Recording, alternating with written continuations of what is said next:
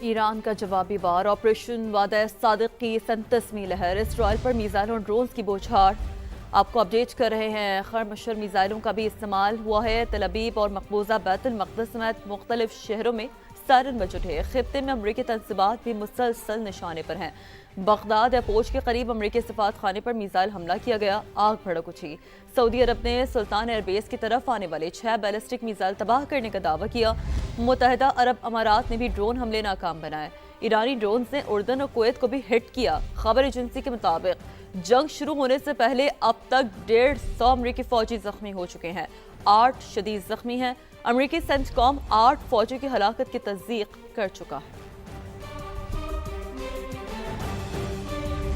ایران پر حملے کے اہداف حاصل نہ ہونے پر صدر ٹرمپ بوکھلا گئے۔ پے در پہ متضاد بیانات کے بعد حملے کی ذمہ داری بھی اپنے داماد سمیت 3 امریکی عہدیداروں پر ڈال دی۔ فلوریڈا میں پریس کانفرنس کرتے ہوئے ڈونلڈ ٹرمپ نے کہا اسٹیو وٹکوف، جیرڈ کشنر اور پیٹ ہیگسیت کی گفتگو سے انہیں ایسا لگا کہ ایران امریکہ پر حملہ کرنے جا رہا ہے۔ اگر امریکہ حملہ نہ کرتا تو ایران کر دیتا۔ تازہ بیان میں صدر ٹرمپ نے کہا ایران کے خلاف جنگ ختم ہونے والی ہے۔ امریکی صدر نے تہران کے ساتھ بات چیت کا عندیہ بھی دیا۔ ہرمز بند رکھنے پر ایران کو پہلے سے 20 گنا زیادہ سخت جواب دینے کی بھی دھمکی دی ڈالی۔ امریکہ نے ایران کے زیر زمین میزائل سائٹس پر 2000 پاؤنڈ وزنی بم گرائے۔ صدر ٹرمپ کو یقین ہے جلد اہداف حاصل کر لیے جائیں گے۔ جب اہداف حاصل ہو جائیں گے تو تیل کی قیمتیں کم ہو جائیں گی۔ ترجمان وائٹ ہاؤس کیرولائن لیوٹ کی نیوز بریفنگ کہا صدر ٹرمپ اور توانائی کی ٹیم عالمی منڈیوں پر گہری نظر رکھے ہوئے ہے۔ امریکی فوج ایران کی میزائل تنصیبات کے خلاف کارروائی کر رہی ہے۔ کارروائیاں اس وقت تک اور اس وقت تک جاری رہیں گی جب تک ایران غیر مشروط طور پر ہتھیار نہ ڈال دے۔ وائٹ ہاؤس ترجمان نے بتایا ہے کہ امریکہ نے آبنہ ہرمز میں ابھی تک کسی جہاز کی مدد نہیں کی۔ صدر ٹرمپ آبنہ ہرمز سے تیل کی آزادانہ ترسیل کے لیے پرعزم ہیں۔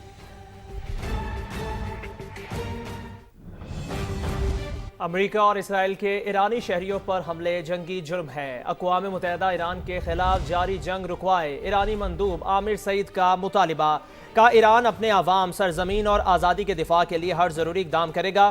انہوں نے بتایا کہ امریکی اور اسرائیلی حملوں میں شہریوں اور انفراسٹرکچر کو نشانہ بنایا جا رہا ہے۔ اب تک 6669 شہری مقامات اور 7943 گھروں کو نشانہ بنایا گیا۔ بمباری سے 32 طبی مراکز اور 65 تعلیمی اداروں پر بھی حملے کیے گئے۔ ہلال احمر کی 13 عمارتیں اور توانائی کی متعدد تنصیبات پر بھی حملے کیے گئے۔ ایرانی مندوب کے مطابق فیول اسٹوریج تنصیبات پر حملے سے خطرناک زہریلی گیس فضا میں پھیل گئی۔ مہرآباد ایئرپورٹ پر بمباری سے متعدد سویلین طیارے تباہ ہوئے۔ ایرانی مندوب کے مطابق بیروت کے ہوٹل پر اسرائیلی حملے میں 4 ایرانی سفارتکار شہید ہوئے۔ اقوام متحدہ اپنا کردار ادا کرتے ہوئے حملوں کی مذمت کرے۔ ایرانی صحافی ڈٹ گیا۔ امریکی اور اسرائیلی بمباری کے دوران صحافتی ذمہ داریاں ادا کرتا رہا۔ حملہ اس وقت کیا جب وہ نئے ایرانی سپریم لیڈر کے حق میں نکالی گئی ریلی کی کوریج کر رہا تھا۔ بسم اللہ الرحمن الرحیم۔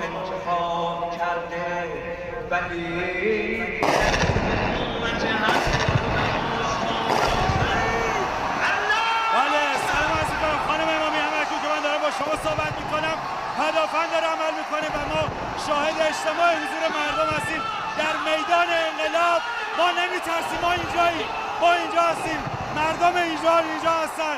حتی در مقابل پدافندها در برابر موشک‌ها ایستادن مردم۔ مشرق وسطیٰ میں جنگی صورتحال کے باعث پاکستان کو تیل کی خریداری اور شپنگ میں مشکلات کا سامنا۔ انڈسٹری ذرائع کا کہنا ہے عالمی شپنگ لائن سے جہازوں کی دستیابی کم ہے۔ تیل کی عالمی منڈی میں خریدار زیادہ ہیں، پریمیم بھی وصول کیا جا رہا ہے۔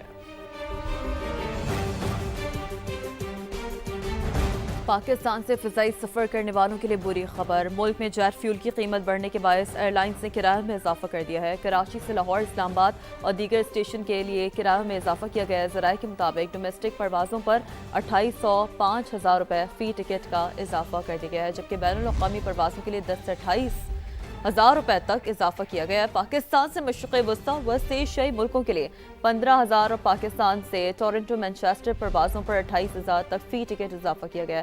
ٹورنٹو مینچسٹر کی اکانومی کلاس کا یک طرفہ کرایہ 2.5 لاکھ روپے سے تجاوز کر گیا ہے۔ چند دن قبل پاکستان میں طیاروں کے جیٹ فیول کی قیمت میں 154 روپے फी लीटर इजाफा किया गया था। तो इंतहाई अहम खबर है उन के लिए, पाकिस्तान से फ़ज़ाई सफ़र करने वालों के लिए बुरी खबर है। मुल्क में जेट फ्यूल की कीमत बढ़ने के बायस एयरलाइंस ने किराए में इजाफा कर दिया है। कराची से लाहौर, इस्लामाबाद और दीगर स्टेशन के लिए किराए में इजाफा किया गया है। ज़राए के मुताबिक डोमेस्टिक परवाज़ों पर 2800 से 5000 रुपये फ़ी टिकट तक इजाफा किया गया है।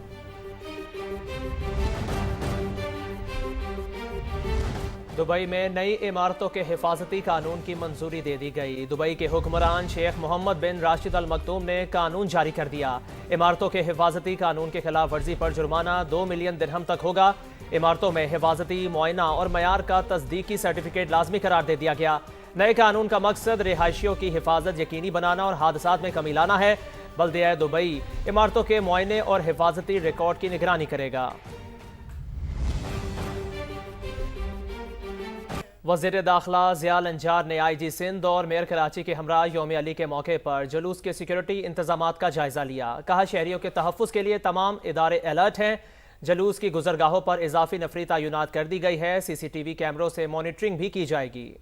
सिंध भर में जो सिक्योरिटी संभाल रही है पुलिस और रेंजर, तकरीबन 20,000 के करीब जो है 20-22 हज़ार के करीब हमारे पुलिस के जो भी पर्सनल्स हैं वो होंगे सब ड्यूटियों पर।